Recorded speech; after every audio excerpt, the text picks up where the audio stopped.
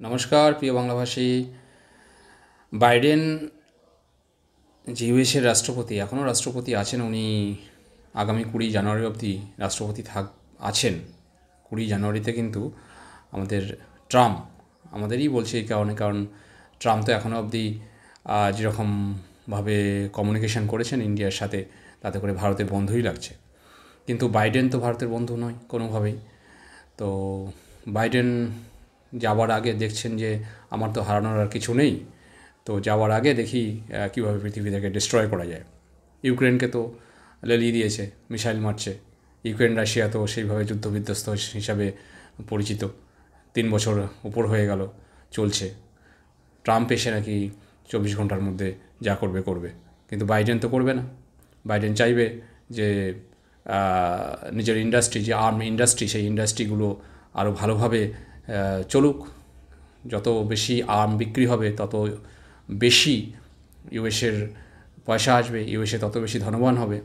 তারপরেও বাইডেনের আরেকটা কারণ আছে, যেটা হচ্ছে যে ট্রাম্প এসে হঠাৎ করে বলবে যে আমি 24 ঘন্টার মধ্যে যুদ্ধ থামিয়ে দেবো। এটা কি সম্ভব নাকি? আমি পৃথিবীটাকে এমনভাবে ছড়িয়ে ছিটিয়ে এমনভাবে যুদ্ধবিধ্বস্ত করে দেবো যে 24 ঘন্টা কেন, 24 বছরে হয়তো ট্রাম্প কিছু করতে পারবে না। সেরকমভাবে একটা প্ল্যান পলিসি প্রোগ্রাম করেই কিন্তু বাইডেন চলছে যাওয়ার আগে। হয়তো দেখা গেল যে এমনভাবে 20 জানুয়ারির আগে এমন একটা সিন ক্রিয়েট করলো, এমন একটা ক্রিয়েটিভ হলো যে যুদ্ধবিধ্বস্ত সব দেশই মানে একটা যুদ্ধের মধ্যেই চলছে।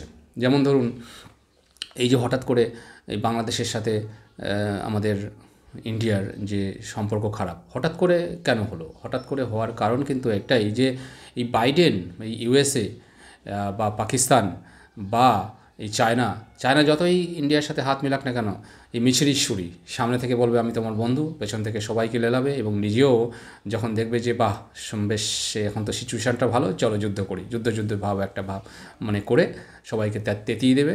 সবাইকে বলবে চলো অস্ত্র দিচ্ছি, পয়সা দিচ্ছি, ফ্রি পয়সাই দেবে, অসুবিধা কিছু নেই। বাংলাদেশ জামাতে ইসলাম যে নেতাগুলো বলছে যে সেনাপ্রধান, এক্স সেনাপ্রধান যে বলছে 24 ঘন্টা, 48 ঘন্টা, 4 দিনের মধ্যে আমরা কলকাতা দখল করে নেব, কিসের জোরে বলছে? এগুলো কিছুই নয়, ইন্ডিয়াকে উত্তক্ত করা, যাতে ইন্ডিয়া ভারতের সাথে যুদ্ধ করে। ভারত যদি ইন্ডিয়া বাংলাদেশের সাথে যুদ্ধ করে, এবং ইন্ডিয়া যদি বাংলাদেশের সাথে যুদ্ধ করতে লিপ্ত হয়, পাশাপাশি কিন্তু পাকিস্তানও ওই ফ্রন্ট থেকে যুদ্ধ করবে, চায়নাও কিন্তু ওই ফ্রন্ট থেকে যুদ্ধ করবে। রাশিয়া আমাদের যতই বন্ধু হোক না কেন, রাশিয়া কিন্তু চায়নারও বন্ধু, এবং চায়না যখন ভারতের সাথে যুদ্ধে লিপ্ত হবে, রাশিয়া কিন্তু হাত তুলে দেবে। ইভেন রাশিয়া এমনও হতে পারে চায়নাকে সাপোর্ট করতে পারে। আর ইউএসএ তো চাইছেই যে আমার আর্মস বিক্রি হবে, যুদ্ধ লাগলে আমি ইন্ডিয়াকেও আর্মস বিক্রি করব, আমি চায়নাকেও বিক্রি করব, আমি বাংলাদেশকেও বিক্রি করব, আমি পাকিস্তানকেও বিক্রি করব।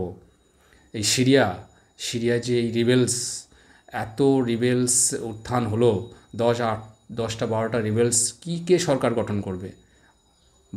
বাশারের যে পতন হলো, ঠিক আছে, বাশারের পতন হলো, ভালো কথা। বাশার এবং বাশারের বাবা 54-51 বছর ধরে নাকি রাজত্ব করেছে, ডিক্টেটরশিপ করেছে।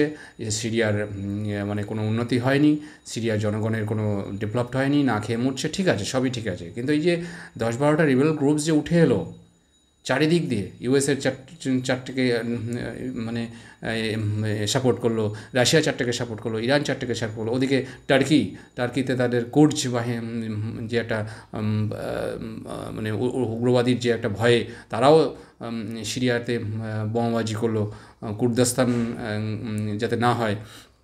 তো আলটিমেট কী হলো? আলটিমেট কিন্তু ইউএসেরই লাভ হলো, অস্ত্র বিক্রি হচ্ছে, আর্মস কোম্পানির লাভ, কোটি কোটি টাকা আসছে, মানে অর্থনীতিতে আরও বেশি ডেভেলপড হচ্ছে। সারা পৃথিবী যখন তলানিতে যাচ্ছে, তখন ইউএসএ ডেভেলপড হচ্ছে। আলটিমেট তো ওটাই চায় বাইডেন। আমার তো মনে হয় ট্রাম্পও ওটাই চাইবে, কারণ ট্রাম্পের তো নীতি আমেরিকা ফার্স্ট। এই বলছে আমি ন্যাটোতে থাকবো না, আমার 16% জিডিপি চলে যাচ্ছে, আমার এই প্রবলেম হচ্ছে, আমি কোনো দেশে সেনা রাখবো না। সম্ভব নয় এটা, জাস্ট মনে হয় কথারই কথা। অবশেষে দেখা যাবে যে ট্রাম্পও একই রাস্তায় যাচ্ছে এবং ট্রাম্প তো আগে থেকে আরও বেশি মানে বাইডেনের থেকে আরও বেশি উগ্রপন্থী হিসাবে মানে উগ্রতা দেখাবে এবং সারা পৃথিবীতে আবারই যুদ্ধের একটা মানে সিচুয়েশান তৈরি করবে।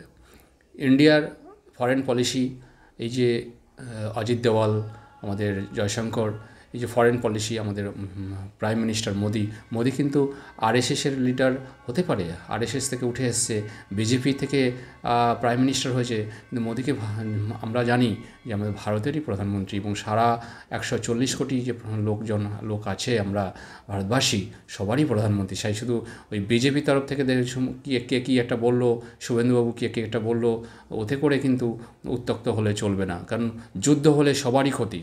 আমরা কি কলকাতায় থাকতে পারবো নাকি? আগে তো বাংলাদেশের সাথে যুদ্ধ হলে কলকাতা আগে ফেলবে বোম, আমরা তো কলকাতা তো আগে নষ্ট হবে। যুদ্ধ হলে সবার ক্ষতি, মানে অর্থনীতিতে অনেক তলানিতে চলে যাবে, আবার 50 বছর পিছিয়ে যেতে হবে, যেটা সবাই চাইছে। যে ভারত যেভাবে এগোচ্ছে অর্থনীতি থেকে শুরু করে রাজনৈতিক যে স্টেবল কন্ডিশন সবগুলোকে নষ্ট করার জন্যই কিন্তু চাইছে সারা মানে পড়োশিদের মানে যত আমাদের পারিপার্শ্বিক যে দেশ আছে ইনক্লুডিং মায়ানমার, নেপাল, বাংলাদেশ, আচ্ছা শ্রীলঙ্কার তো কিছু নেই, দেউলিয়া। পাকিস্তানও তো দেউলিয়া। পাকিস্তান চাইবে যে বাংলাদেশে 2-4টা পারমাণবিক বোম দিয়ে দেবো, ওরা 2-4টা পারমাণবিক বোম বা ইন্ডিয়াতে মেরে দিক, মানে বা নাম হবে পাকিস্তানের, কিন্তু করেছে কে, যুদ্ধ করেছে কে? বাংলাদেশ। তো পাকিস্তানে তো কিছু চায় আসে না, পাকিস্তান দেখছে তো আমরা তো দেউলিয়া, আমাদের তো কিছু হারাবার কিছু নেই। কিন্তু ইন্ডিয়াকে যদি ধ্বংস করা যায় তা তো ওরা তো চাইবেই। আর চায়না তো ওত পেতে বসেই আছে, তাদের যে বিস্তার নীতি, সেই বিস্তার নীতিতে ভারত বাধা দিচ্ছে। তো চায়না তো আমরা কিন্তু এই যে উস্কানি বাংলাদেশের বিভিন্ন মানুষ, বিভিন্ন নেতা, ইভেন এই বিএনপির যে এক নেতা ইদানিং বলো যে 18,000 কোটি টাকা নাকি সুমনকে শেখ হাসিনা দিয়েছে, তাই মানে আনন্দবাজারে যে সুমন তাকে নাকি দিয়েছে, তাই জন্য নাকি এইভাবে বাংলাদেশের মানে করছে, বিরোধিতা করছে। এসব বলতেই থাকবে, এগুলোতে নিয়ে মাথা ব্যথার কিছু কারণ নেই। কারণ আমরা কিন্তু সার্বভৌম দেশ, আমাদের ডেমোক্রেটিক মানে পৃথিবীর সবথেকে বড় ডেমোক্রেটিক দেশ, এবং আমাদের একটা পলিসি, ফরেন পলিসি আছে। সেই ফরেন পলিসিটা যেভাবে আমাদের প্রাইম মিনিস্টার থেকে শুরু করে যারা যেভাবে নিচ্ছে, আমার মনে হয় শান্ত থাকাই ভালো। এবং যুদ্ধ আমরা কেউ চাই না, যুদ্ধ এই কথাটা যেন আগামী দিনে আর না ওঠে। আমরা যুদ্ধ চাইবো না, আমরা যুদ্ধ করবও না। যুদ্ধ করলে সবারই ক্ষতি। এই বাংলাদেশের মনে হয় যে এটা ছোট্ট একটা দেশ, তাদের দুদিনেই আমরা গলা টেপে ধরাতে দিয়ে দেবো, সেটা কিন্তু সম্ভব নয়। আমরা দেখেছি ইউক্রেন কিন্তু একটা ছোট্ট একটা দেশ ছিল, কিন্তু রাশিয়া কিন্তু জর্জরিত হয়ে গেছে ইউক্রেনকে নাস্তানাবুদ করার জন্য। রাশিয়া সব দিক দিয়ে, অর্থনীতিতে, রাজনৈতিকভাবে সব দিক দিয়ে কিন্তু রাশিয়া 20 বছর পিছিয়ে। ইউক্রেন তো পিছিয়ে গেছে, ইউক্রেন তো 1000 বছর মানে দিলেও তাকে ইউক্রেন আর সেই ইউক্রেন হতে পারবে না, কিন্তু রাশিয়াও কিন্তু পিছিয়ে গেছে। তো সেই শিক্ষা আমাদেরকেও নিতে হবে, এবং আমরা চাইবো না যে যুদ্ধ হোক।